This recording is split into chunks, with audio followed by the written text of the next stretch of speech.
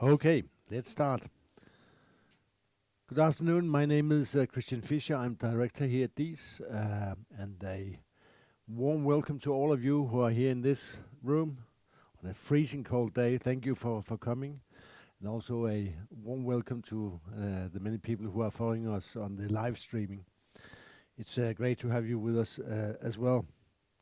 Today's seminar is being held within the framework of the UN for Peace and Security Initiative, which is funded at DIIS, which is funded by the Ministry of Foreign Affairs and is to be seen in the context of the Danish campaign for non-permanent seat of the UN Security Council in 2025 to 2026.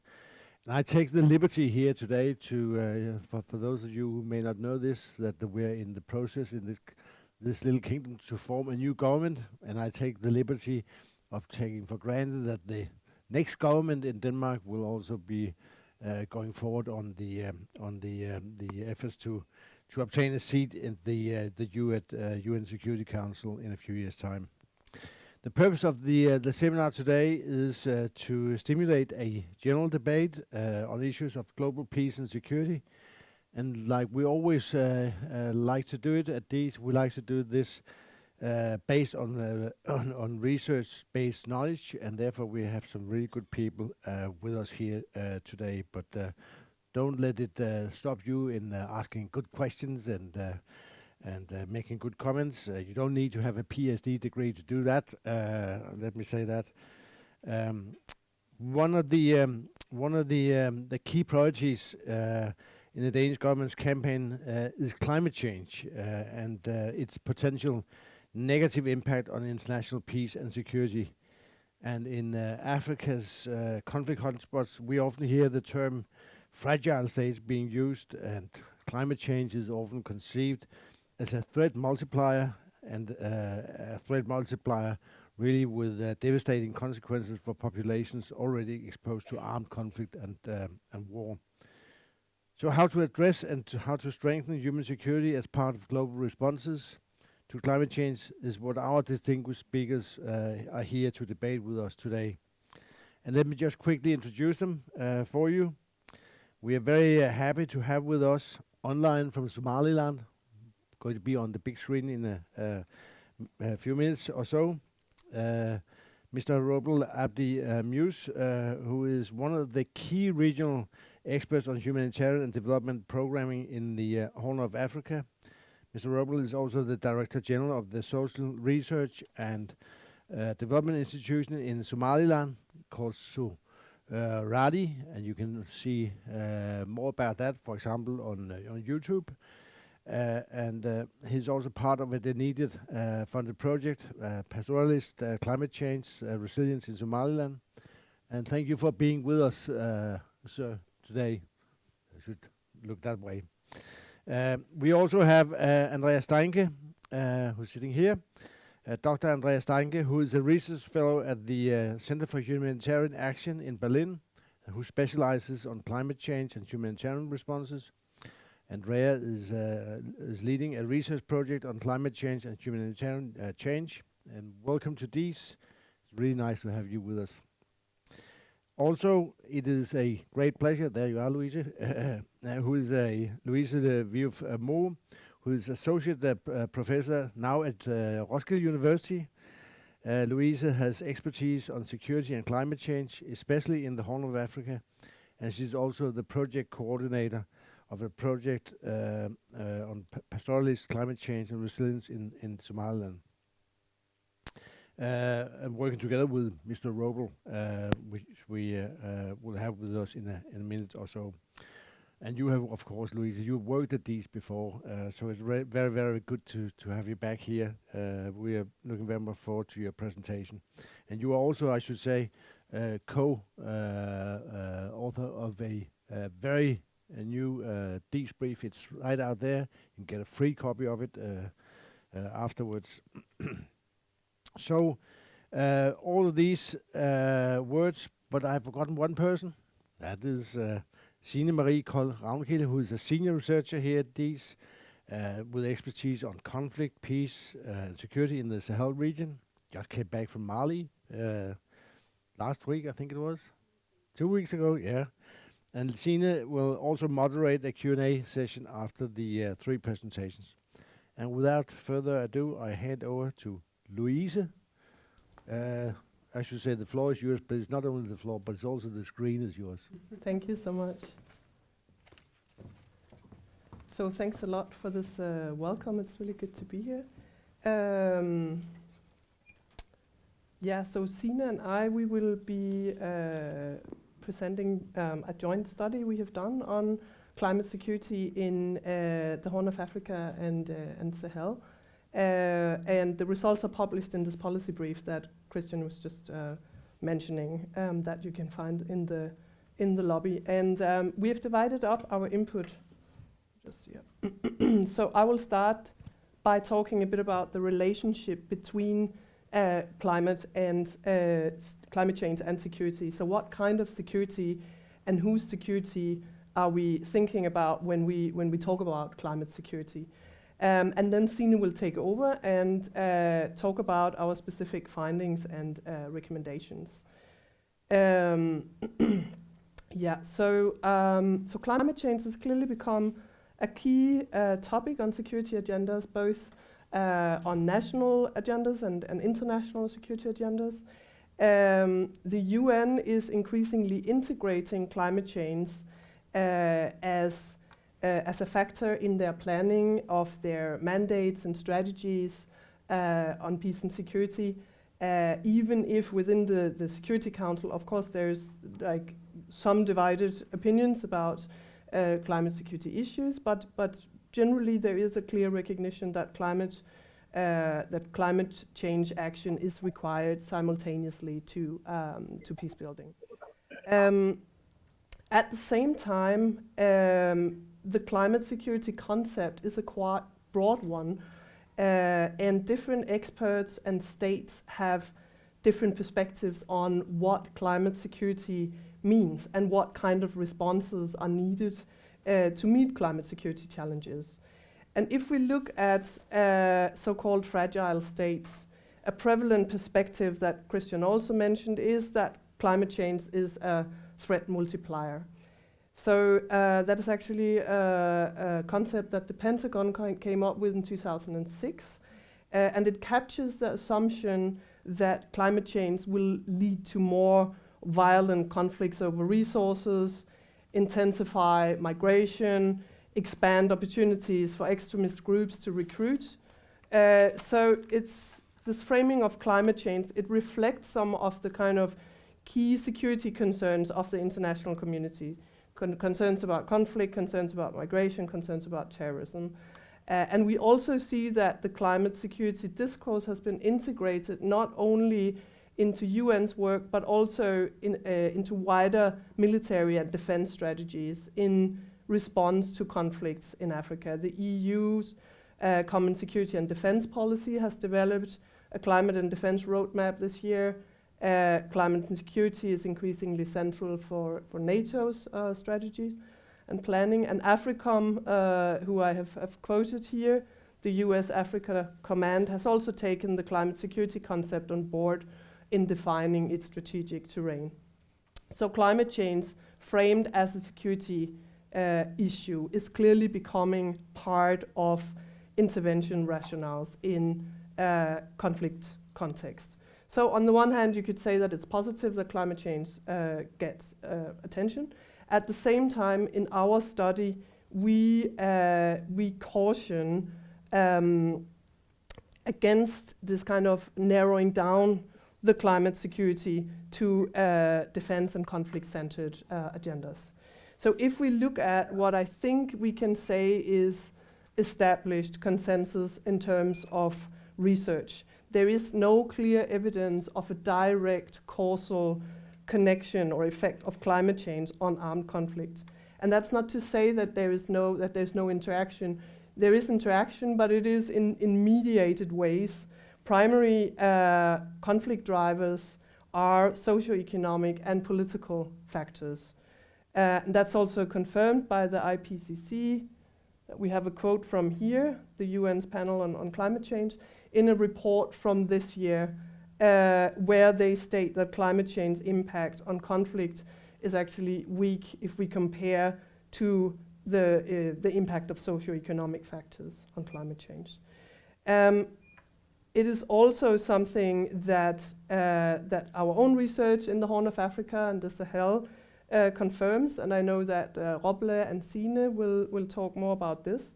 And then I would also say that beyond this matter of conflict, I know that right now a core issue in Somalia and Somaliland for many people under the current drought is really survival in the face of conditions that are likening famine by now.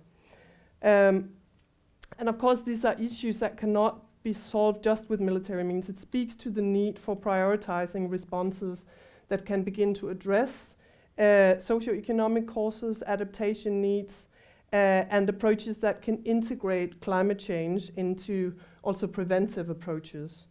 And in immediate terms, it of course highlights the need to really addressing the deep food and livelihood crisis that people are finding themselves in now. And that is what we refer to when we argue for this focusing climate security on human security. I have just included a slide here also from the IPCC on main ways that climate change affects human security. And our reference to human security in the study and in the policy brief, it is an attempt to connect the security concern to populations most impacted by climate change in conflict settings and to the insecurities that they're experiencing. So like lost livelihood, displacement, extreme hunger, lack of physical safety, some of the insecurities. And also to consider, of course, preventive and adaptation approaches on the longer stretch, right? And of course, there's good work being done out there already on this, and it's also not as such like a new point, but we think it is very important to continue to encourage this broadened agenda, because when we look at the wider context in which the climate crisis really unfolds, it is a context where intervention in conflict affected countries have remained very focused on defense and military responses. Climate adaptation finance remains comparatively under-resourced, while the climate crisis has really worsened and is only bound to get worse also, obviously. So if in this context, climate security simply is added on to the existing military responses, this will not address the root causes of climate change, and it risks leaving behind those most impacted by it. And that's also an issue that we now see is being taken up increasingly in debates that we see on climate action and climate justice, where you see rising critiques, what's the wrong way, from NGOs and some think tanks as well. You see critiques of the gap between high military spendings on the one hand, and on the other hand, unmet climate finance promises of wealthy states that are also the primary emitters. So there are some examples here, quotes from this debate. It's by the think tank, the Transnational Institute in Amsterdam.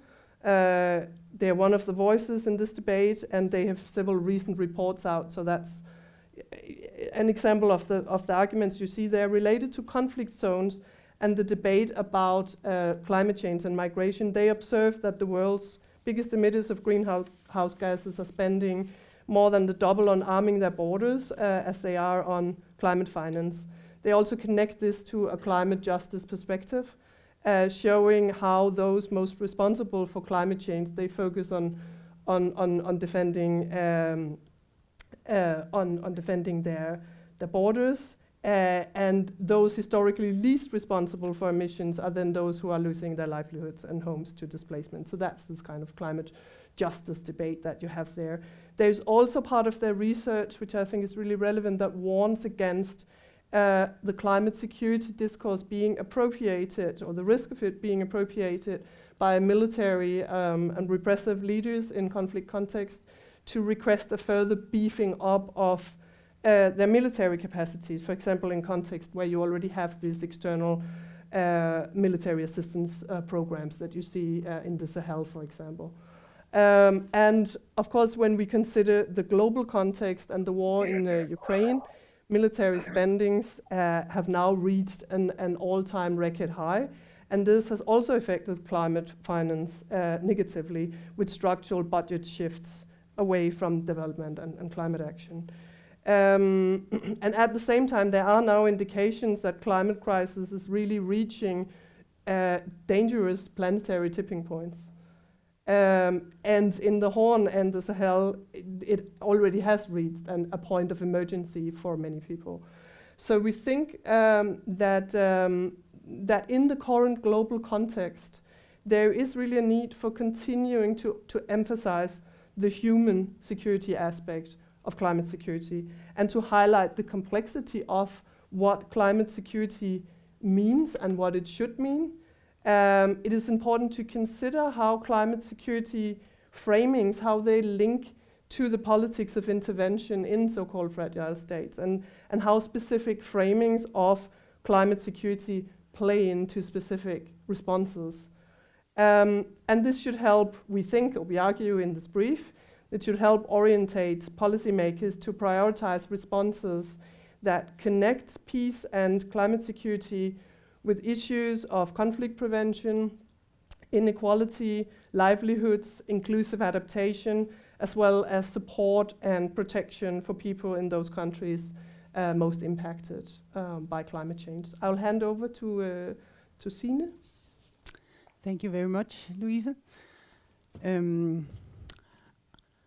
I will just take the chance to exemplify a little bit from our policy brief. Also, particularly how this thing about the climate conflict nexus and this idea of climate change being a threat to global peace and security.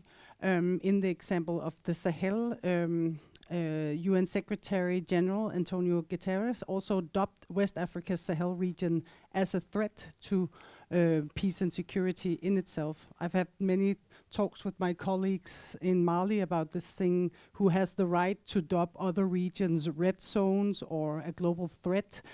So that was a bit of a stunning way of framing an entire region, but it's of course linked to how since the security collapse in 2012, this drought-hidden region has seen skyrocketing levels of armed conflict and rising insecurity.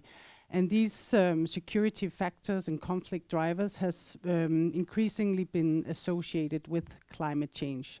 It's also a context marked by the presence of armed terrorist groups and large number of international security interventions. And of course, in that context, climate change is believed to be causing land degradation and shortage of water and agricultural land, which is believed to intensify farmer and herder conflicts. And these conflicts, of course, negatively affect an already extremely fragile area where livelihoods is endangered. There's staggering food insecurity, and we are facing a catastrophic humanitarian situation. But this idea that climate change is linked to that or built on a very, I should say, stubborn inbuilt logic about scarcity reducing, or that resource scarcity is leading to conflict. So this idea that when people has less resources, they will fight over it. This is of course a very old logic, but it still informs a lot of this. And as Louisa also said, that actually all this research shows that there is not a causal linkage between climate change and conflict. That's in the case of the Sahel, as in the case of the Horn. These narratives keeps repeating. First of all, it's true that climate in the Sahelian climate, it's extremely variable. We have high interannual rainfall variability, but experts also disagree about the causes of drought. They disagree about whether the Sahel is greening or drying, whether it's getting cooler or warmer. So that's just to say that there's a lot of uncertainty even in the, I'm not a hydrologist or anything like that, but it's just important to say that there is not agreement about that. But of course, extreme weather events can have very dramatic consequences in regions where rural people's livelihood mostly depend on rain-fed agriculture and livestock rearing. And that also makes them some of the most vulnerable receivers of climate-related stress. And that, of course, points to this aspect of climate justice, of who is paying the prices of global climate change. So also, I want to say something about, we often think about resource conflict as aggravated by resource scarcity, but we also know from research that cooperation is also being strengthening in times of scarcity, particularly in peaceful times. And historically, the Sahel's rural household has adapted to climatic change through seasonal mobility, with pastoralism moving from one area to another, intercommunal resource exchange. But all these coping strategies, they depend on trust and mutual reciprocity. And with almost a decade of war, that trust and reciprocity is merely exhausted. So it's also very well established that most climate-related conflicts concerns questions of access and property rights, pointing to issues of resource governance, who gets access to what, under which circumstances, inequality, and social fragmentations as some of the most important drivers of conflict.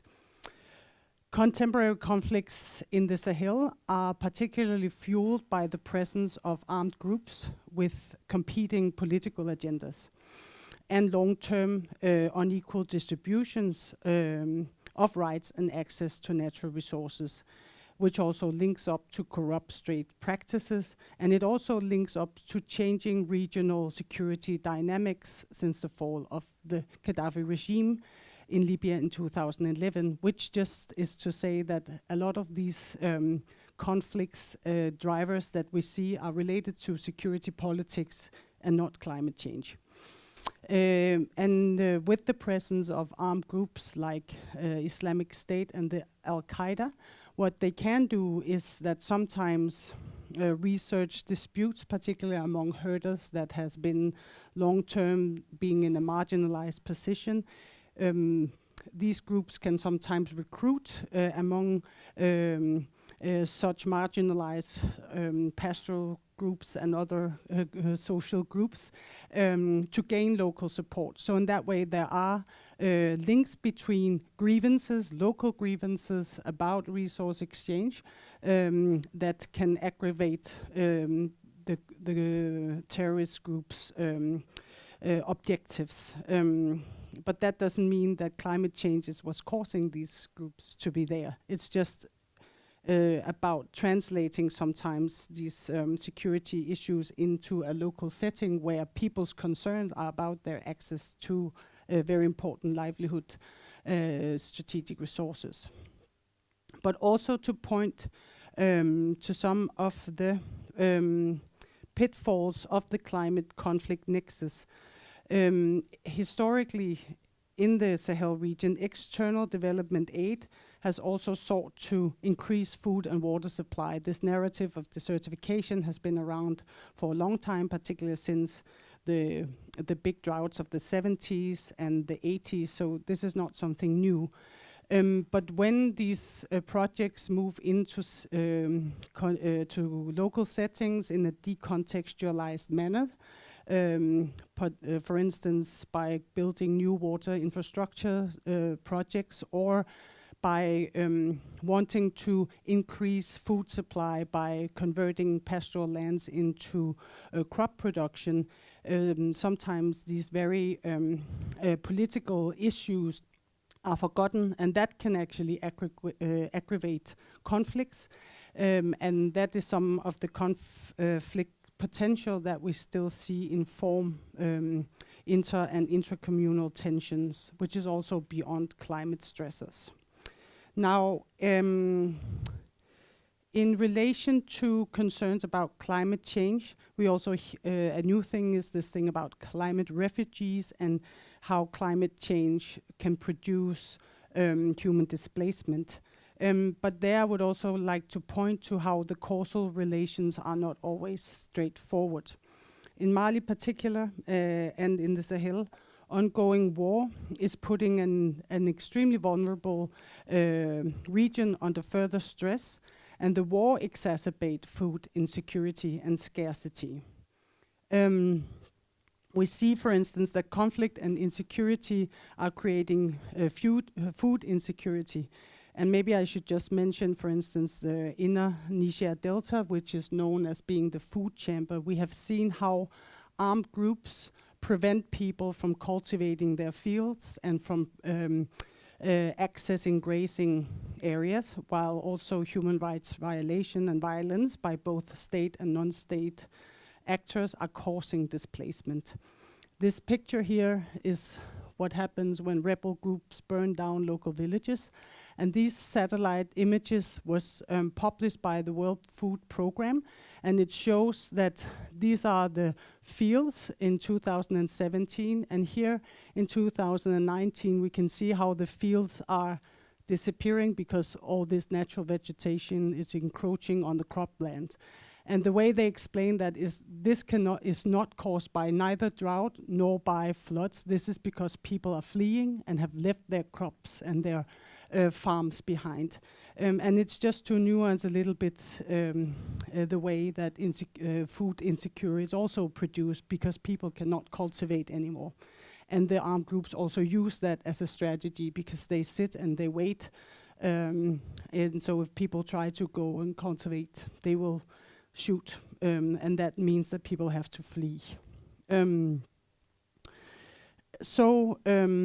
There's also another point, and I have spoken to several internally displaced in camps, and they all say that they want to go back, and they all say that they have left because of the violence. So I'm sometimes concerned about whether we dilute people's right to protection from war and violence by calling it climate change. Because you don't put the responsibility for the violence anywhere when you call it climate change. But that being said, and these are all the caveats that we need to keep in mind when we deal with this issue, there's still an acute need to upscale humanitarian support to protect livelihoods in conflict-sensitive ways. This is a camp in the outskirts of Bamako that I visited a few years ago, where it shows a bit of an informal setting and how people are just slowly entering into long-term poverty without access to the necessary humanitarian support. And also, as Louisa mentioned, due to the war in Ukraine and the COVID-19 response mechanisms, humanitarian aid towards the Sahel have dropped, which is in the current state of what I would say is a perpetual crisis, could be another tipping point for displacement, conflict, and fragility. Where local coping mechanisms are still viable, supporting them is indispensable to avoid furthering conflicts in areas of resettlement. And furthermore, this complex relationship between climate conflict should not imply that we should not discuss climate securities in forums like the UN Security Council, because some states are also trying to neglect the climate security being an issue in the UN Security Council. And I think it's very important that global responses to conflict and insecurity should just should focus on minimizing harmful effects of climate change, bearing in mind this complexity and politicized nature of external support in conflict settings. That doesn't mean we shouldn't discuss it. It needs to be there, but it needs to be an informed discussion. So just to summarize, Louisa and I had made 3 recommendations on how the climate security agenda on fragile states should prioritize livelihoods and human security. It should make humanitarian support and prevention mechanisms fit for addressing climate change emergencies. And countries like Denmark could support conflict-sensitive climate adaptation initiatives and climate financing. And with that in mind, what is very interesting today is also to discuss how can that be done in practice. How can we use climate adaptation also for climate-sensitive ways to support local livelihoods, and we're happy that Robel is here to tell us more about how this takes place in the Horn of Africa. Robel was supposed to be here with us, but because we have a very rigid visa rule system, it was unfortunately not possible to have him in presence. So Robel, also to avoid that we have any internet connection problems, he has recorded his presentation, but will be with us online and will also take part in the panel discussion. So thank you very much. Det var vist lidt langt.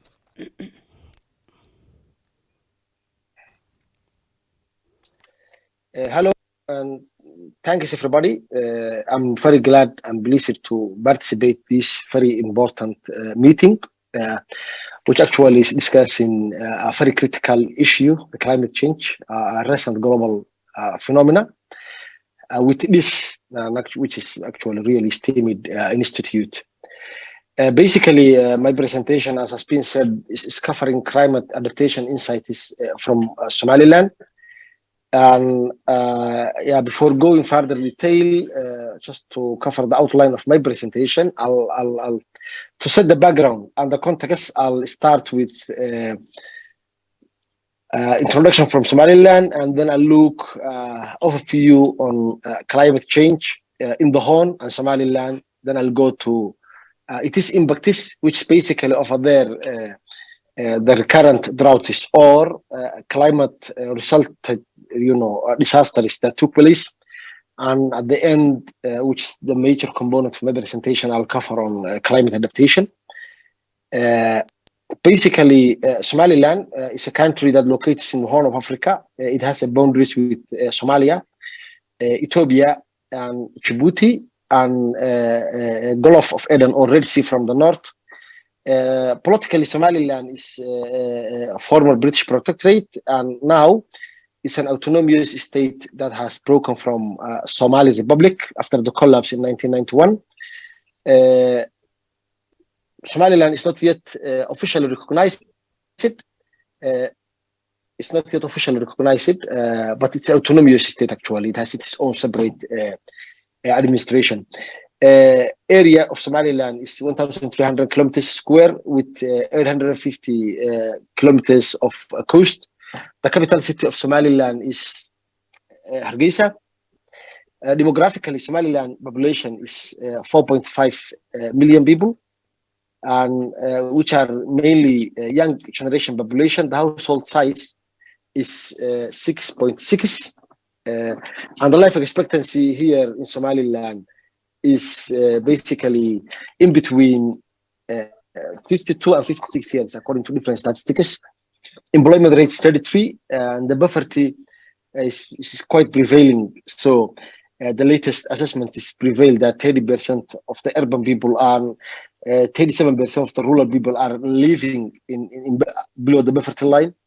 Regarding the climate, Somaliland is classified as arid and semi-arid, with a temperature between 25 and 35, quite warm compared to that other side you are now, the northern side of the world. Humidity varies from 63 to 82 between the dry and wet seasons, and elevation is averagely 7,000 to 6,000 feet from the sea level. And we, as you go south, the elevation goes up. Topographically, Somaliland is divided into 3 zones, which are the coastal plain, which are the area that are in the coast, and the coastal range, which is the Ogo, and the plateau. So the area that I'll be mostly discussing will be the coastal plain and the coastal range, which are where pastoralism and agro-pastoralism is practiced. The rainfall is an average of 300 to 500 mm in those two zones, and in between 100 to 200 mm in the coastal area, which receives less rain. Just a brief economic outlook: Somaliland GDP is estimated 2.5 billion. Production sector, which is mainly the livestock, is a huge contributor, which contributes 65% of the country's GDP, followed by the remittance and the private sector. And Somaliland budget is 450 million, which very minimal contribution from international community, which is less than 5%. But the budget mainly is spent on security and government operations. Less than 10% of the budget is invested in the development, while environmental and climate change portion of the budget account is less than 2%. It's actually 1.5%.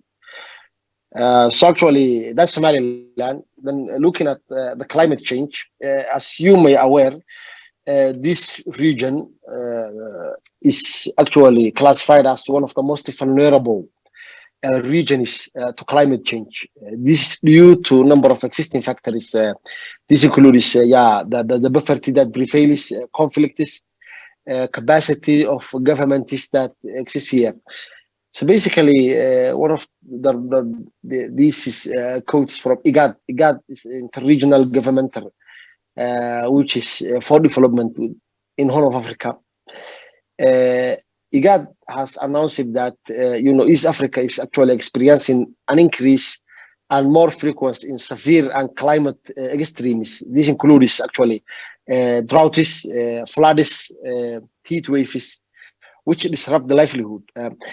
And the analysis basically on SPI index or standardized perturbation index shows that over the last 2 decades, the droughts are more frequent and actually high in the region, particularly in Ethiopia and Somalia, including Somaliland.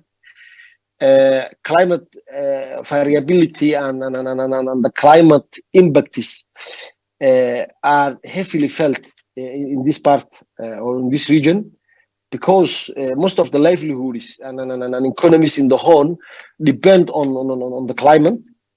It's estimated that 70% of the population in this region directly depend on pastoralism and rain-fed agriculture. So actually, that could show us how the climate change and climate resultant shocks are impacting. And almost all climate change vulnerability indexes rank Somalia, including Somaliland, the lowest country. This is due to prevailing of conditions that are upscaling and catalyzing the climate impact, plus limitations in the capacity to respond and adapt as well. Looking at the current situation, UN OCHA, or UN Humanitarian Coordination Body, reveals that across the region of Horn of Africa at the moment, over 36 million people are affected by the droughts. This includes nearly 8 million people in Somalia, including Somaliland, over nearly 9 million livestock, which, the sole source that pastoralists rely on have died and lost during the droughts. This includes 3 million, in Somalia, and more than 16 million people are actually having shortage of access to enough water. Families actually are on move and moving in search of pasture and water and food for themselves and for their animal. And this triggers the conflicts and intercommunal conflicts in the region. In Somalia, only nearly 7 to 8 million people are experiencing food insecurity. This includes over 300 people which are in catastrophic stage, or what's classified as phase 5, nearly falling to farming. In Somaliland specifically, there has been recurrency of droughts are high due to the climate change. Studies show that between 1965 to 1999, over that 35 years, 7 droughts were registered, while in the recent 20 years, 12 droughts were recorded in Somaliland, where 5 of them were severe, which are in the latest decade, from 2008, then 2011, then 2016, 17. The droughts are going to be end to end, and actually this is increasing the vulnerability of the people further. So actually people are not getting time to recover after the drought happiness, and then another drought is coming up. Actually, to just reflect on some of its impacts. In 2017 drought DIIS report, which was drought impact assessment report that had been carried out, indicated that the drought costed Somaliland over 1 billion USD. This includes the loss of 1 million livestock heads, which is very critical to the livelihood of the people. So basically, the drought impacts more on the production sector and the environment, but it also comes up with other social problems.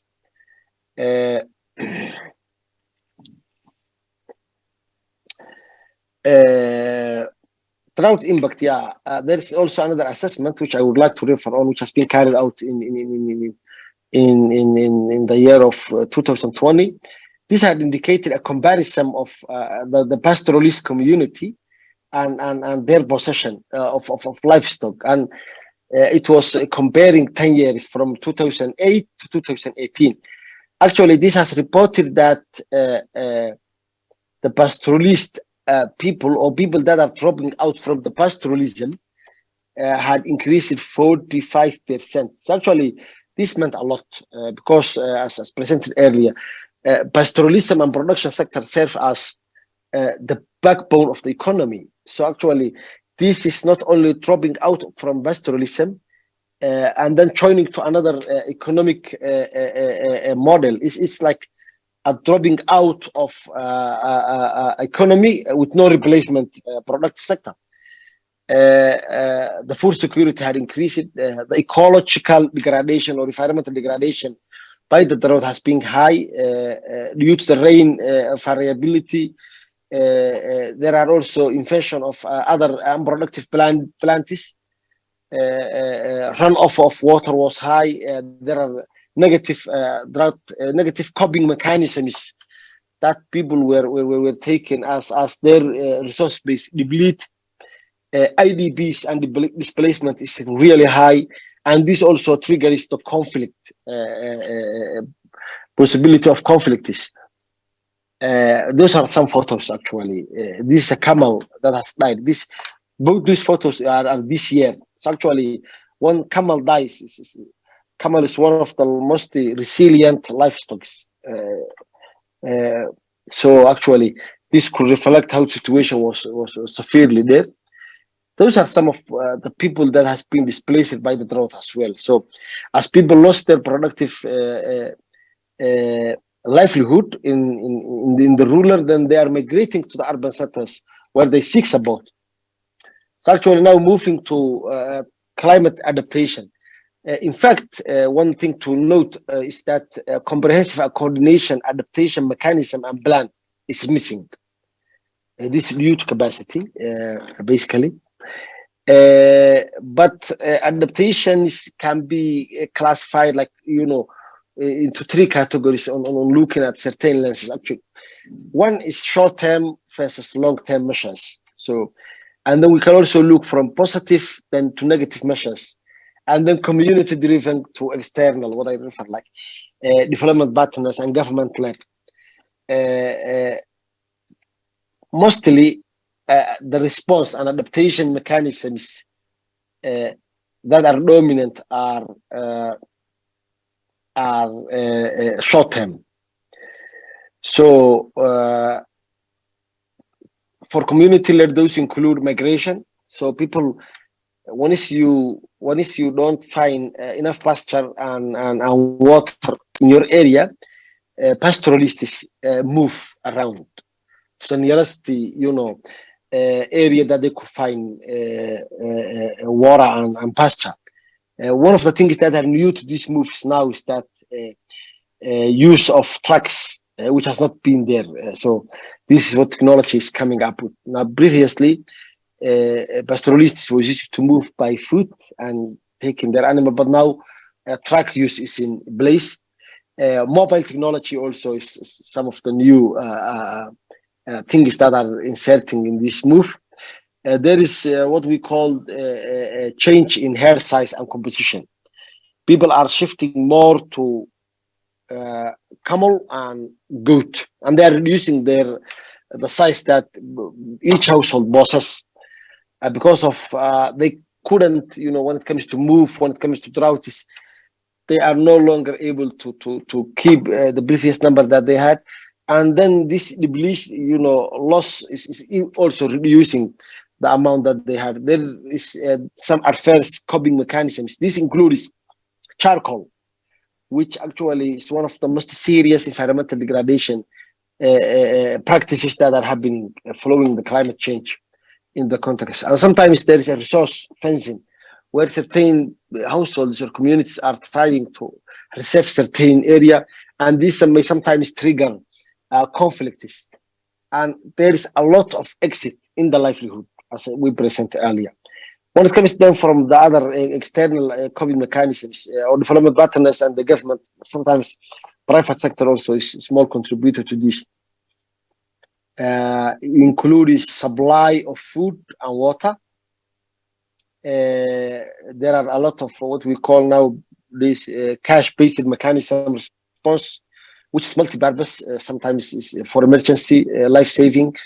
It has small components of restoration of environment, where cash for work, conditional cash for work, is provided by some of the agencies. And then there are some minor environmental support projects that are provided by the agencies. There are some government-led support, which with the support of development partners, of course. This includes range reservice. And I would like to specifically pick this example of Arori. Arori is a place in Togdel region of Somaliland. This range has been reserved for several years with the support of Somaliland Development Fund, which is a Danish contributor to this fund of Somaliland Development.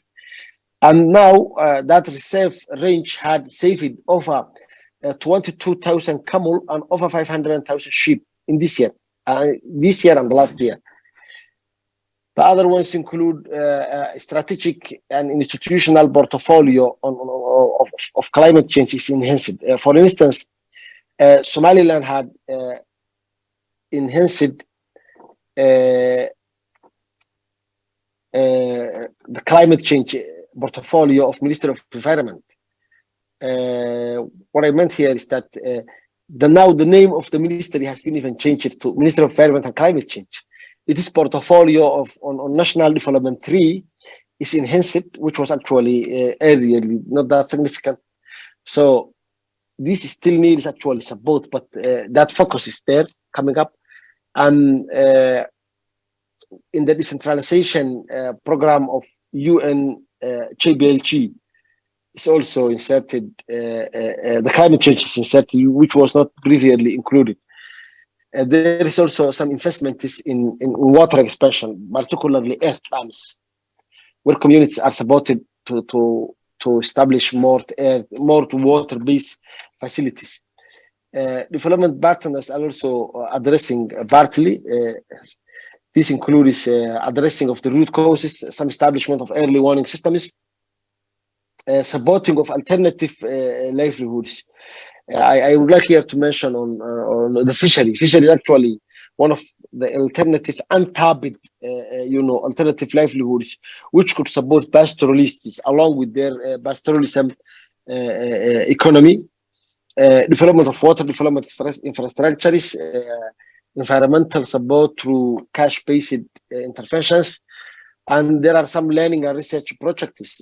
This includes PAC project, Pastoralist Climate Change Resilience Project in Somaliland, which is funded by the NIDA and about to start this year, the coming year. So actually, there are these are the other efforts that are coming from the side of development partners. So actually, this one of the water development project is this dam. So actually, this rainwater harvesting, and it's also supporting to reduce the water runoff, and it's serving as an alternative water and modernization of agriculture. It's actually one of the themes that had been adopted. Green farms and also dairy livestock, which is more commercialized camel milk that are established in nearby the cities, which is a recent adoption that has been adopted. In conclusion, what I would recommend is that there is a need of enhancing evidence-based understanding of climate change, and also preaching between the planners and localists, because there is a huge indigenous knowledge about climate change that those people who are the victims of the climate change do have. Recent research had highlighted that pastoralists and agro-pastoralists had huge knowledge, but there is a huge gap between the planners and this huge knowledge. And actually, if that knowledge is preached, it will enhance the effectiveness of adaptation. Continuation of alternative water sources and environmental restorations. Replication of successful models is another thing that I could recommend. And exploring of alternative livelihood sources. Government and institutional policy support, and upgrading of and utilization of early warning systems. Finally, enhancing of research for knowledge advocacy, policy, and upscaling of action and influence. So basically, these are my conclusions as a recommendation. Thanks. And then any questions, I welcome you.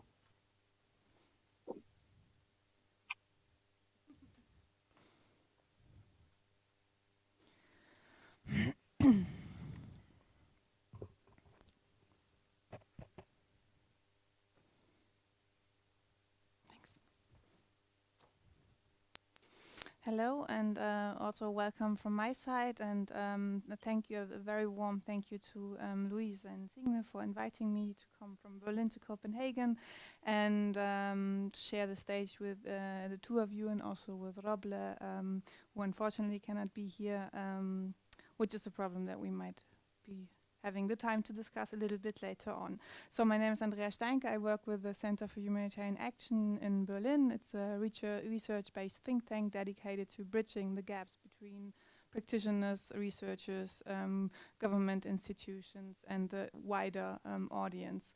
So I will be starting with a very bold statement. Climate change is going to be the game changer for the humanitarian world. It needs to be. Why? Because otherwise the humanitarian system will be overworking its way into exhaustion and oblivion.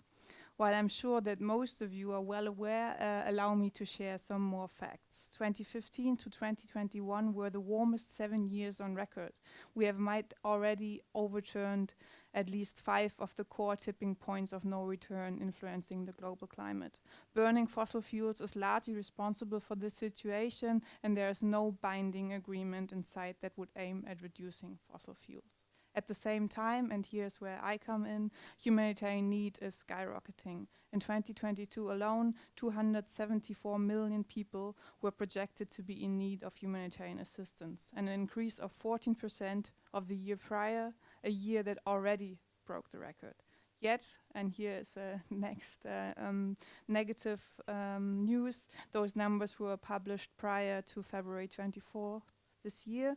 Currently, we are at 339 million people in need of humanitarian support. Displacement, for one, as we have already heard, is an effect both of climate change and conflict. In 2022, 100 million people have been displaced around the globe. In the Sahel region, for example, 5 million people alone were displaced, 3 million of whom were internally displaced. Some current estimations on climate displacement project the number of people having to move to be at 3.5 billion people in 50 years from now. Taking care of displaced people has been and will be one of the key areas of humanitarian organizations in the future. Yet the humanitarian system as a whole and humanitarian organizations in particular are not prepared or equipped to face the climate crisis in its diverse effects, especially financially, technically, and capacity-wise. So scaling up and skilling up are the two core paradigms of the humanitarian future. Change is needed in the way humanitarian organizations plan and run their operations, in terms of the norms and principles that are the foundation of the humanitarian work, as well as regarding the humanitarian mandate and its limitations, especially considering the short-term cycle thinking of humanitarianism. Maybe to give you just some brief ideas for what that means with regard, for example, to the humanitarian principles, starting with the principle of impartiality. So impartiality means that assistance should be based on the basis of need alone. But what if the need is so overwhelming that there are simply not enough means and resources to help everyone? We have been in this situation before, but with climate change, this will just spiral out of control. And so how are humanitarian actors, humanitarian organizations going to prioritize when there's a lack of categories, for example, as well? We have heard Roble talking about the IPC with regard to hunger and famine. We don't have such categorizations with regard to climate change and its effects. So this is for one. The other thing that might be of interest for you is also the principle of independence, that humanitarian assistance should stay away from political strains and military and economic objectives. Then we also are in a situation where the biggest donors, the largest donors, are also the largest emitters. How are we going to deal with that situation? Take Germany. Germany is the second largest humanitarian donor and is also one of the largest emitters of CO2 emissions. Then we have the question of neutrality and climate justice that I would like to get into a little bit maybe in the discussion. So humanitarian action should stay away from controversies, political controversies, and so on and so forth, and how are and should humanitarian organizations take a stance in this discussion of climate justice. Last but not least, the main principle of humanitarian action, which is humanity, that has been explored a little bit within the German humanitarian community, thinking about expanding the principle of humanity also to non-human life and spiraling it into something like planetary health. And that would help humanitarians to get engaged more in the sector. So that's for the climate change, humanitarian change side. Now enter conflict, or to be honest, it's the other way around, as conflict as a driver of humanitarian need actually predates the current climate change dynamics. We've heard a lot about it already. I hope I will not duplicate everything. So there's an intricate relationship between climate change and conflict dynamics that has been the subject of much academic and policy research of the past. Because of the complexity and multi-causality of conflict, there is only weak evidence for a monocausal link between climate change and conflict.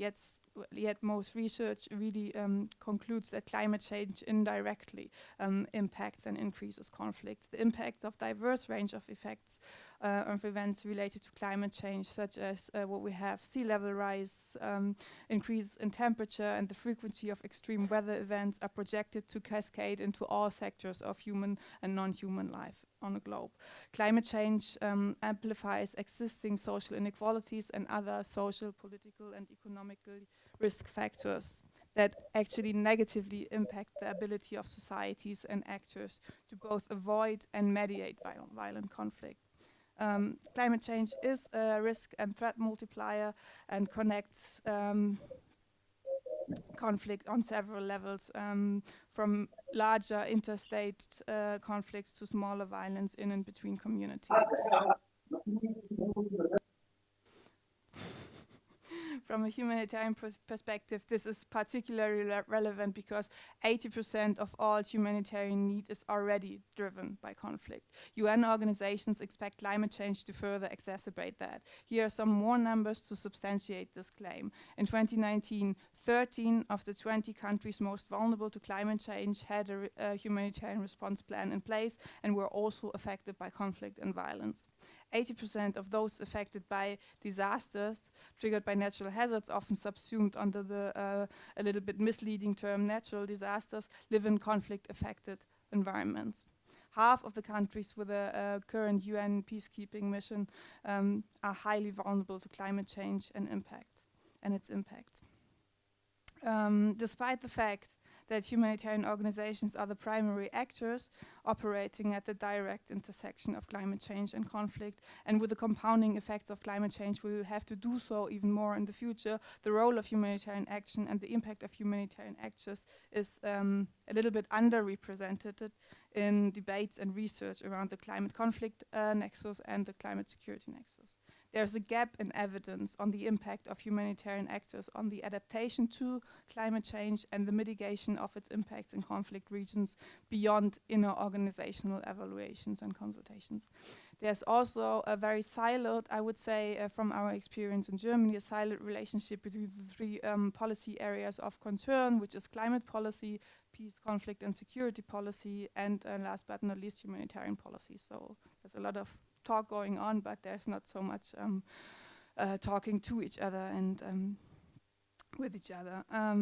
Yet, humanitarian actors are of high relevance for the climate change and conflict nexus because humanitarian organizations are, first of all, intervening in those affected communities, both in mitigation and adaptation to the effects of climate change, are themselves, this is the second point, contributing to global greenhouse gas emissions, both directly and indirectly by means of their practices, and thirdly, also contribute to conflict as an unintended consequence of climate programming.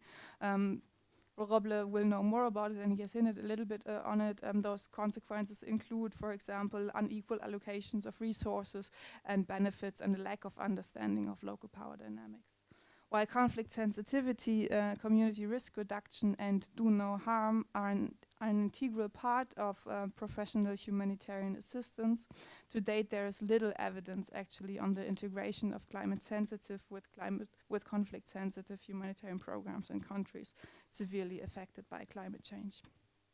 To wrap it up here, allow me to highlight some points. As stated in the last segment, we need more evidence. I'm really glad that Roble also landed on this conclusion, especially from humanitarian programming, as they are the actors who actually work in this divide. Secondly, the change that we are experiencing now is happening very fast and also in unprecedented ways. Projections about the future of climate change are continuously adjusted upwards. That means that we cannot only draw on the results of earlier research and lessons learned and our experiences, but have to actually think new ways of thinking, of planning for the future and planning ahead without actually necessarily knowing how the future will look like. And this is actually something that is new. That also means getting out of this reaction scheme that the humanitarian actors have been involved in for the last decades, and also future-proofing the system. There's also a good basis for that. Tools such as anticipatory action, early warning systems, forecast-based financing, and scenario planning are some of the methods already underway. Germany, for example, is a front runner in anticipation, but this is only one piece in the puzzle, so it needs to also scale up and connect to other methodologies. So climate change, this is my third point, needs transformation, and to fight climate change, the humanitarian system needs transformation, including new forms of collaboration, alliances, and allyship. Then two more particular points when talking about the climate security nexus. One needs to have also, I think, an honest discussion about questions of access. questions of humanitarian access, because there are simply some conflict zones that are not easily accessible to humanitarian access, which is a problem, because to get funding you need to say you can access those regions, but often it is very hard to actually do it. And if you're able to do it, it comes also with trades-off. Looking at Mali, for example, you have this trade-off of risk transfer, like transferring the risk to local organizations because you cannot go to places up north, or risk aversion overall. Another elephant in the room is the topic of urbanization, I would say. Cities might be actually the hotbeds of climate change in the future. First of all, as a harbor for those displaced by climate change and conflict, because we have seen what happens if regions are uninhabitable. There will also be a factor in being accelerators of climate change and places affected by climate change, with compound effects in conflict and security as well, because of overpopulation and maybe also the scarcity of resources. And also here, humanitarian assistance needs to shift its focus a little bit and see cities as places of humanitarian engagement more than it does so now. I might stop here.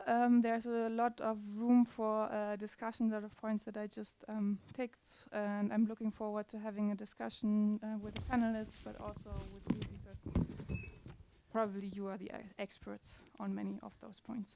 Thank you. Thank you very much, Andrea, for some very grave perspective, and for the encouragement to thinking beyond our usual way of thinking. I will just then start the panel with Louise. Will give some questions that you can comment on, and then we will move to the Q&A afterwards.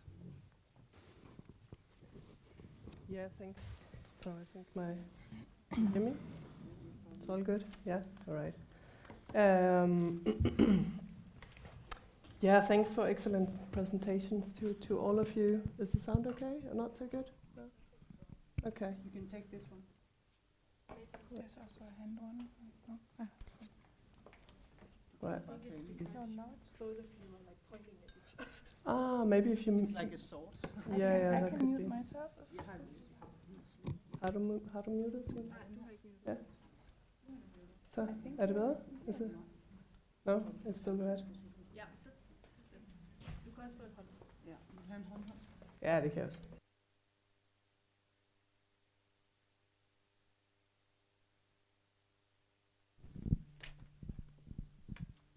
Okay. All right. So that's better, like this. Yeah. Okay. Yeah. Well, thanks for excellent presentations. I really think also that the insights provided by Robla and Andrea really kind of also resonate a lot with questions that Sina and I have been grappling with in our study. And yeah, some very sobering numbers, Andrea. So I have some questions for and kind of reflections for both of you, Andrea and Robla. I will start with Robla. Yeah, well, so many questions really that I could ask. I think one point you mentioned was this need to address the gap between planners and local actors and indigenous perspectives. Yeah, I think, and that would be important for also making adaptation and support to adaptation more effective. So I would be quite curious to hear more about that. I think it is a kind of a wider issue that local knowledge itself is also challenged by climate change, like practices and forms of coping are challenged by climate change now, and at the same time it's often not also incorporated into policy. So yeah, so Robla, from you I would like to hear a bit more about why you think it is important and how to include indigenous knowledge to strengthen and make adaptation more effective. Maybe if you have some examples of best practices, so that would be very interesting. I also think you offered a very good overview over how adaptation can mean a lot of different things that can be positive adaptation, negative adaptation, and also how adaptation can actually play into conflict as well. Because I mean, if you look at, for example, changing how you use land, so changing practices of land use, it can be a conflictive matter, right? And I think it also touched on both something that Andrea and Signe was also talking about, like the redistribution of resources and so on. So there is a conflict potential also in adaptation. And I know, Roble, that your organization Suradi is working with communities all over Somaliland. So I'd be curious to hear about like your insights on how to avoid that adaptation becomes conflictive. What does conflict sensitive approaches look like? Yes, and then I'm also a bit, that's the last question, I don't know, you can choose which one you would prefer to address, right? But like, since you work and travel across Somaliland and work with communities there, I'd be curious to hear from you, how do people in Somaliland perceive the current situation, what we, the global kind of community call a climate crisis? How do local people see that in Somaliland? What is their perspective and experience of what's going on? Okay, so Andrea, yeah, I really liked your presentation and this point about how climate change is really reshaping humanitarian approaches and community, and I think that is also something that you can say holds true for other policy areas like development, peace building, and so on. And your presentation made me curious about this need for new alliances, because working with these nexus issues, so here climate change, humanitarian approaches, security, peace, and so on. So it's of course very much about working together across different policy domains and different actors. Who needs to form alliances and partnerships? With whom should humanitarian actors work, and how to kind of incentivize collaboration across domains? Yeah, and then you also mentioned this climate justice. I thought it's very interesting to hear how climate is really challenging like the mandates and core norms of humanitarian, and we also, of course, it also links to peace building a bit there, I think. So one issue that kind of links to some of what I also talked about, and like this climate justice, right? So kind of the neutrality norm about sort of staying out of the political sphere, and then now you have climate change as an issue that really throws up quite political questions about inequality and injustices and so on. So what are your thoughts or your position on how that should be navigated?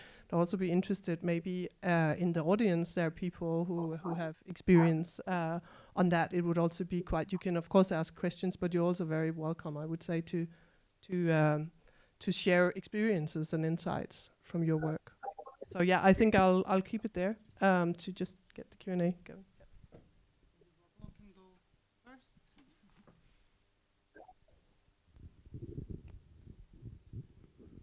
Okay, shall I go first then?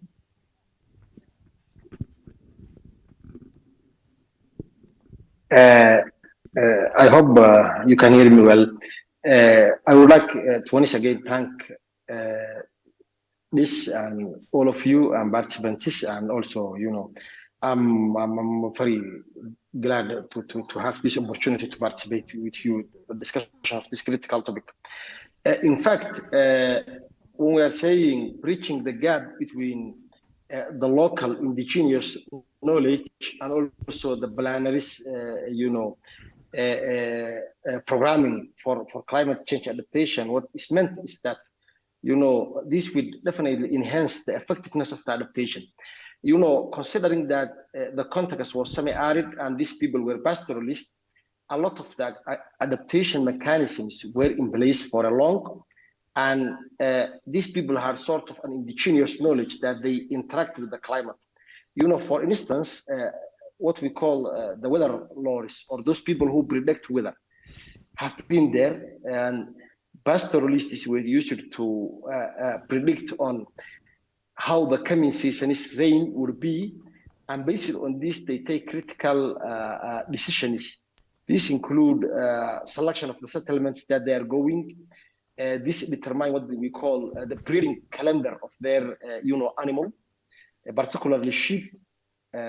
So, in fact, there is a huge indigenous knowledge that these people possess. It's all constructive and positive. Sometimes it could have some adversities. But, when there is a programming or intervention on climate adaptation that's coming from the government, development partners, and so on, international community, which is approaching these people, if it just comes from the outside and they consider as an alien, and, that the implementation or the implication or impact that that's making would be quite limited. So actually, two things are needed. Number one, there is need for understanding of what people perceive, what they think of climate change, how do they perceive, what are their recommendations, and then also communicating to them back what they are missing and commenting them what are fairs and so on. So if this bridge is taken place, the effectiveness of the implementation would be actually great, and actually it will leverage the impact on both sides because there are capacities on both angles. Regarding the conflict, yes, as per your presentations, there is no evidence, precise evidence that's indicating direct linkage between climate change and the conflict. But in fact, considering that the nature of Somali conflict was more invasive resource competition and resource ownership taken over due to the scarcity and the nature of the semi-aridness and the aridness of the region. When the climate change depletes the scarce existing resources, there is already tension that each community and each clan want to preserve their, small resource that they already have. And then on the other side, there is a lot of move and migration that's taking place, which is triggered by the droughts and the climate change. So actually, combination of these is sort of actually triggering and fueling more inter-clan and communal conflicts. This with the absence of land management and land regulatory bodies and policies, both from the government side. So actually, that's how they are preaching and interacting. Regarding how they are perceiving international, if the third question was sort of that, people who are impacted by the climate, actually, yes, they count on the development projects and humanitarian assistance because it's a source of support that they know and they had been receiving for a long. But in fact, what they consider is like short-term, life-saving, firefighting, like short-term use of it. Preaching is missing. Like actually, the package that are provided, support that are provided to these people had never been tied to their specific conditions. So actually, in most of the instances, food support may be provided to them. Basic, life assistance might be provided to them. So what they perceive is that it never responds to the case of their productive assets. Like some instance, livestock can happiness, but it's not a major component. So in fact, it's a support that they count on. But on the other hand, they do not own it. So actually, they have not been consulted with. Their participation is very weak. They don't participate enough in the designing and so on. So actually, that's where my recommendation were going. So if we bridge the knowledge that the scientific and the world has on climate change, and this indigenous knowledge that people had, and then we remove what's adverse and what's not applicable to the context, then the ownership of the solution would have been high, and then this would impact the effectiveness and the impact of adaptation models, in short. Okay, thanks a lot, Robert. I will now let Andrea answer the peeking questions via Louise. Yes, thank you, Louise. Can you all hear me? Mm. Yes. So there was this question on what kind of alliances are we needing, and the second one was on climate justice. So let me start on the alliances. Maybe one brief step back. I have been working on the HDP nexus, the Humanitarian Development Peace nexus, that most people who, I don't know how many practitioners are here in the room, but maybe not, there are some, and they probably roll their eyes backwards hearing this term in a way, because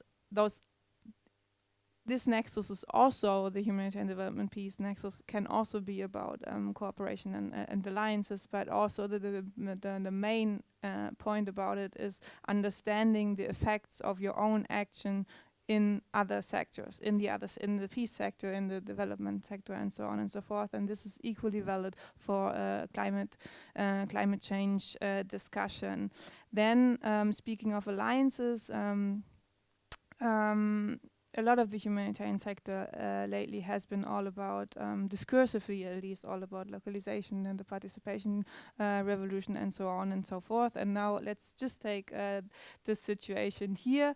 Roble should have been here. He cannot be here for reasons of migration aversion. Let's be honest. You know, it's about that, because the migration policies are getting more and worse. And with migration, I'm not even talking about people wanting to live somewhere else. It's about people wanting to go somewhere else, you know, for whatever reason.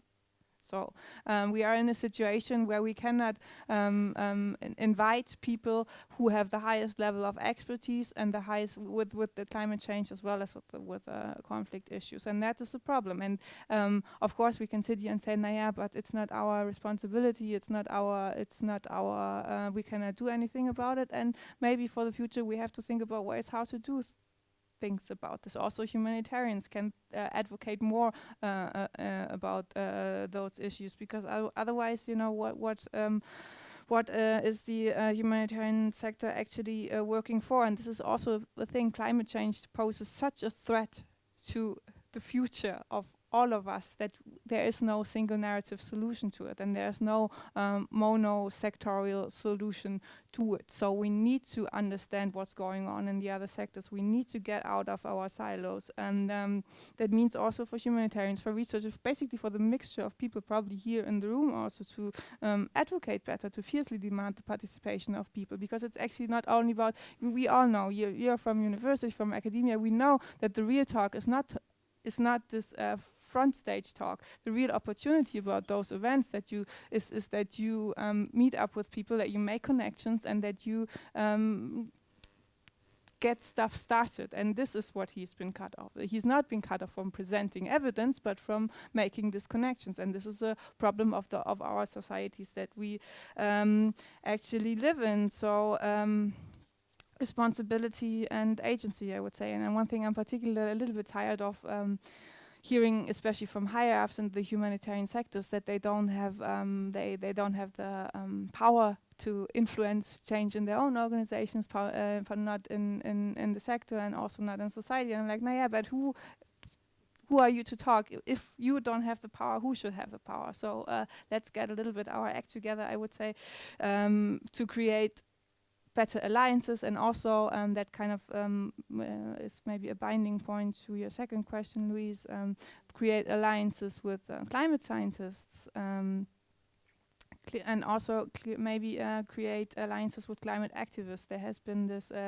opinion piece by Mathias Söderberg. I think he is one of he's Danish, who works for Danish, and Paul Knox Clark, who is also a dear colleague of mine, who was published just before COP, and they both demanded or made the point for humanitarian actors also to open their hearts and doors to thinking about joining up with climate activists in a way.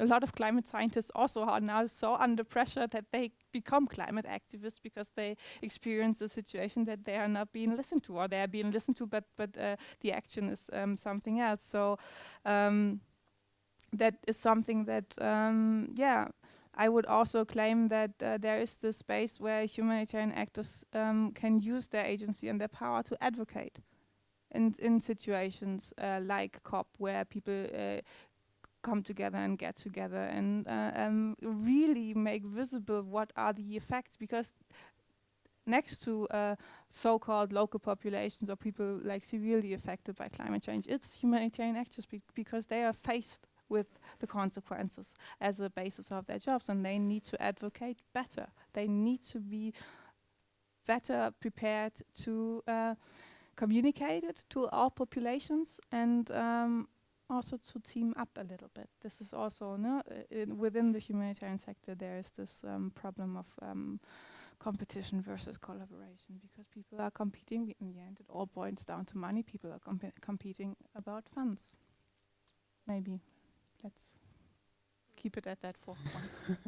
Thank you very much, Andrea, for both a very clear message and for the call for activism, but also perhaps addressing some of the frustrations and the silos, and how often inner institutional logic sometimes is what keeping actions from being taking part. I'd like to open up for questions, but also comments, as we know there are also practitioners, experts, so please either post questions or share with us some of the frustrations or challenges that you meet in your everyday practices of addressing climate security questions. Hi there, my name's Remy and I'm a security advisor for the Danish Red Cross based here in Copenhagen. I just wanted to address, Andrea, your point, and Rubel, your situation of not being able to be here today. I'm sorry that you weren't able to be here today. It's a problem we face. We're consistently not able to invite people from Africa and the Middle East to Denmark, despite being a reputable organisation who meet all of the criteria. And I'm sure we'll all have our views about why that is, but it really hampers the ability for us to, for this to be a genuinely collaborative effort. And as a result, we're shifting a lot of our operations and events and trainings, etc., to places where we can all be, because it's the Danish policy makes it very challenging. So I'm sorry once again that you weren't able to be here, but it's not you're not alone in that.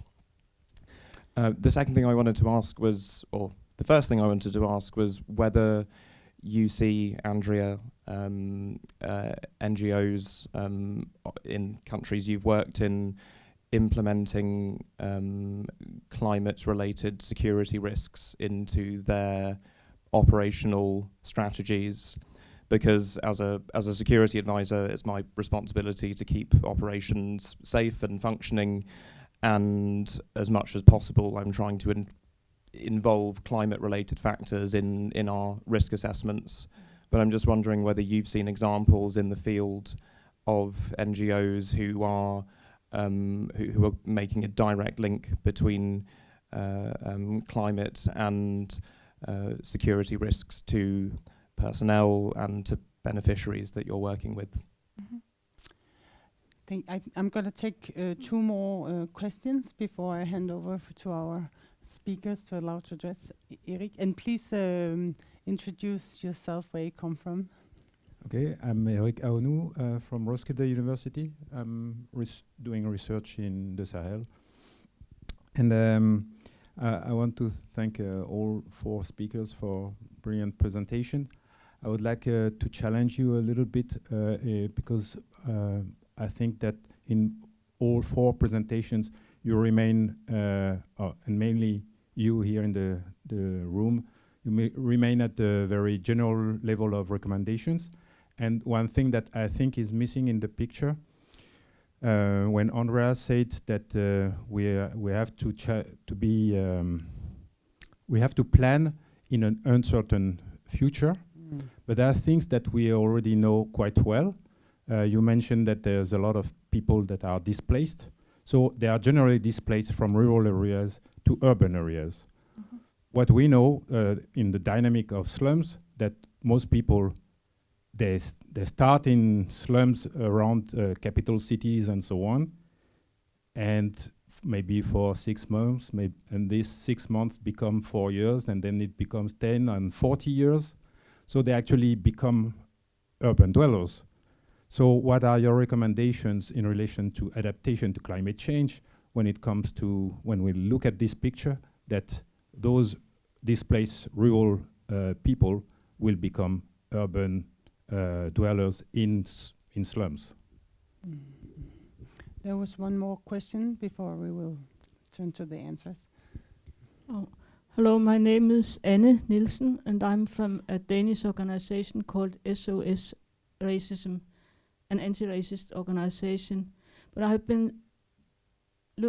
been studying many things about Somalia, and I have been rather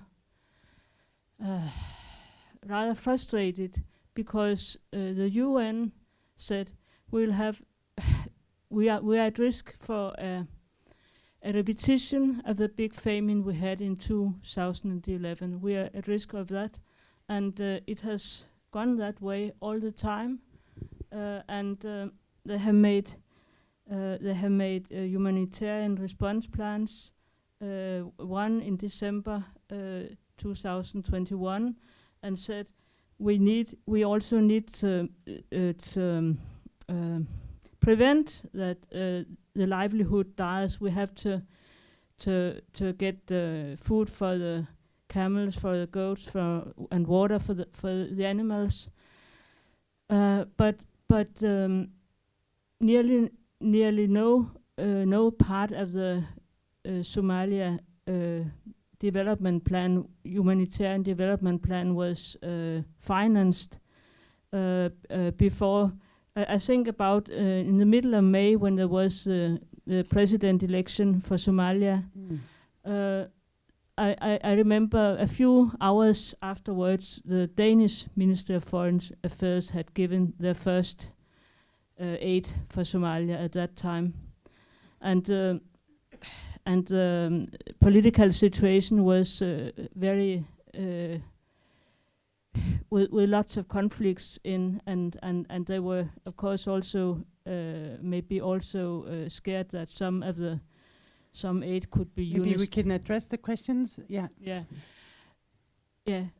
Well, you said that the community would do everything to be more resistant to drought and to famine and to climate changes, but in a situation where there's literally no water, and where maybe some of the water which used to come at least more south in Somalia itself would be held back in Ethiopia. What can it do? I mean, it's climate changes which make the weather hotter in Somalia, where it's still one of the hottest place, a very hot place in the world, and it's a very dry areas, and very long depths to get up water from. I'm sorry to shorten you down a little bit. We have a final question, and then I'm gonna ask Andrea, Louise, and then Robert to give their final answers to the question. Mike Spears in the background. Thank you. Mike Spears, previously in the Ministry of Foreign Affairs. My question concerns the coherence humanitarian development peace agenda, and I think my question really can be summarized in an observation about the lack of coherence in the DIIS policy brief, which I've just been looking at, with respect to a major Danish initiative called the Peace and Stabilization Facility. Denmark has been providing assistance to a number of actors in East Africa, including peacekeeping forces in Somalia and in the Sahel, including both in Mali and Burkina, where incidentally we have military governments nowadays. And the Peace and Stability Facility must be part of your discussion about coherence. So basically my observation is to make an additional recommendation, which is that you DIIS pushes forward on the coherence agenda and tries hard to ensure in the coming new Danish government that the peace and stability facility is also thought about in connection with increasing Danish assistance for the region. I don't think those countries are going to go off the Danish development assistance map. Maybe they will. We did push for that like 5 years ago, but I think maybe we need to repeat some of that. Anyway, Andrea, please be the first to address the questions and comments from the Okay, audience. thank you. To the question from the Red Cross. So we have climate change and security. Both are kind of words that the humanitarian sector is not as comfortable with, if I might put it mildly. We had the director of MSF, Médecins Sans Frontières Germany, 2 weeks ago on one of our panels at the annual conference, and he said in a little bit of a provocative way, climate change is not the responsibility of humanitarian actors. And while that might sound a little bit weird, what he meant was a little bit into this direction of what I was saying earlier, that there is no humanitarian solution to climate change. We cannot push money into the system and think that humanitarian actors are going to solve the problem. A lot of the work that it has to be done would be on the shoulder of humanitarians, but they will not be able to solve it. Same with security, but this is a long way to say that I don't have much data on that. First of all, because I haven't been able to do field research on that. I have a project in the pipeline which kind of goes into that direction. I know that a lot of organizations have well-arranged safety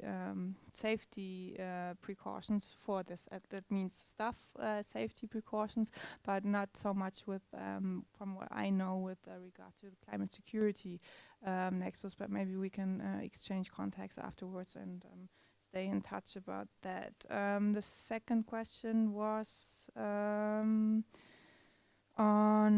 urbanization and urban dwellers and adaptation. So the Red Cross in Germany is working a lot on. It's one organization that is working on urbanization in humanitarian environments.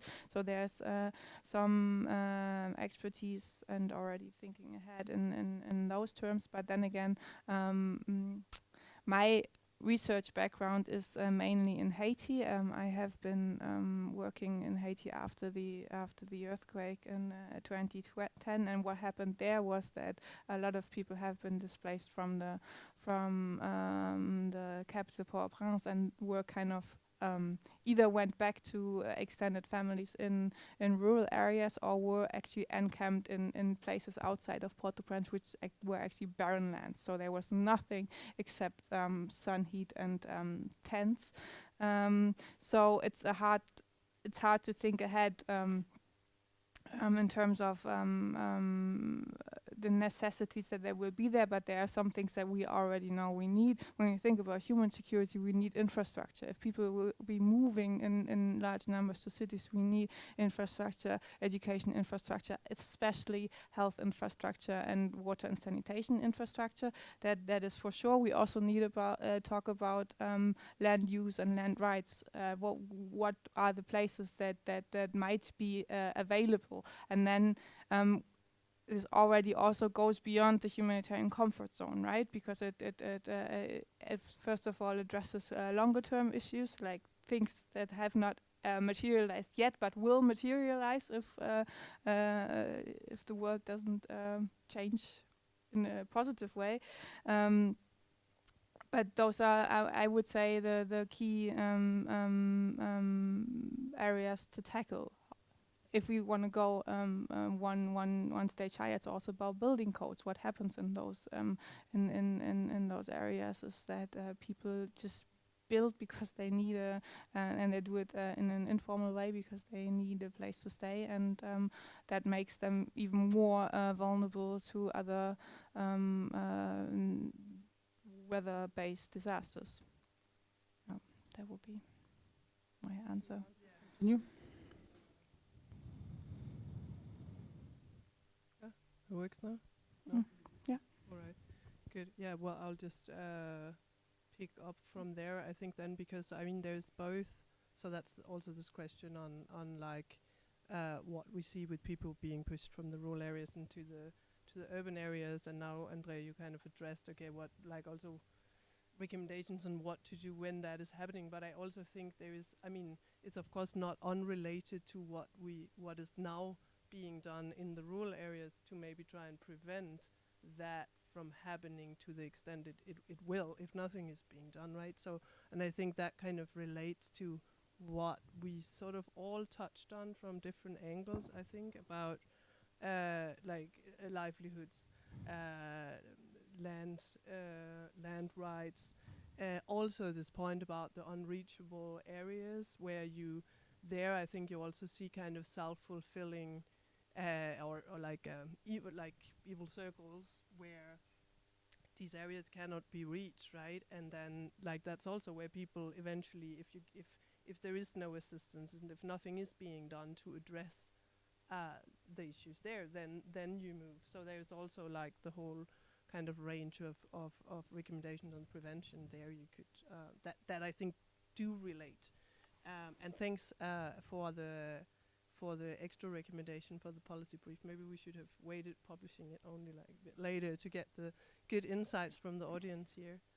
Yeah, I think that would be that for me. Please, Rubbel, you're invited to give your thoughts before we wrap up. And we have one more question from the audience. Yeah. Actually, I would like to thank everybody, and I receive your kind support on actually being your feelings of not being here. That's well noted. I just like to touch on the urbanization bit. Actually, there are two brushes. Number one, when some of the urban areas where the economy is dependent on the rural basis, which the climate change is believing, even if people are not moving to the urban, yet the urban markets are disrupted and influenced by these hardships that are taking place in the rural. Second one, as I said in my presentation, when these people lost their productive things, they are moving to IDBs near the urban areas, just in search of support. So these people are like sort of, they are leaving from, drop out from a productive and working economy, then joining them to the urban where they won't have a proper integration and then not proper facility available for them. So actually, urbanization created by the climate is very intense and worrisome. And definitely, yeah, it's one of the planning issues. Yeah, if the situation or proactive and actually it's impacting the urban and urban dwellers in a lot of ways. So briefly, I just want to touch on that urbanization problem, which is very intensive as this situation is prevailing. And thank you. Thank you very much, Rob. I think we have a last question.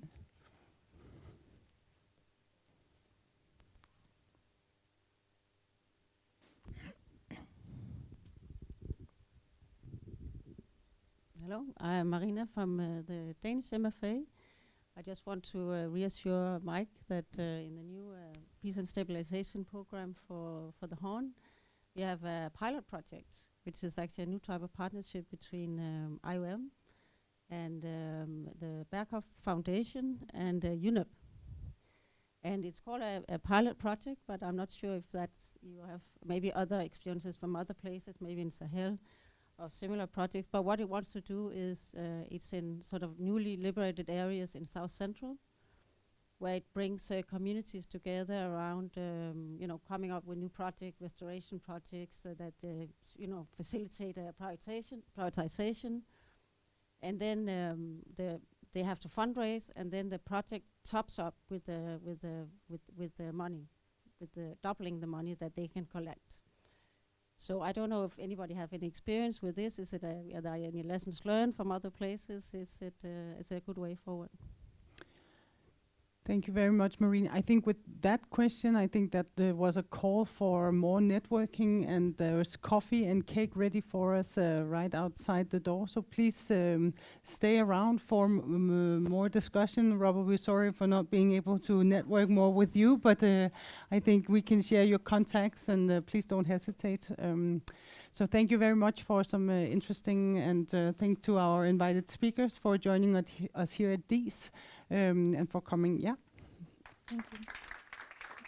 Thank you.